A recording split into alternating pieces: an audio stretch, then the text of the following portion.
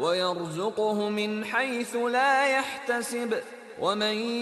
يتوكل على الله فهو حسبه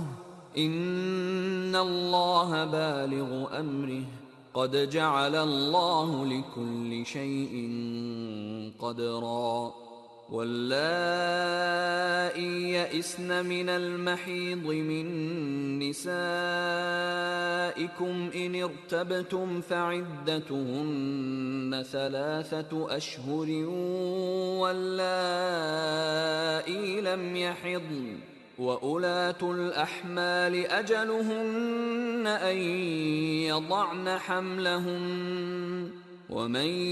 يتق الله يجعل له من أمره يسرا ذلك أمر الله أنزله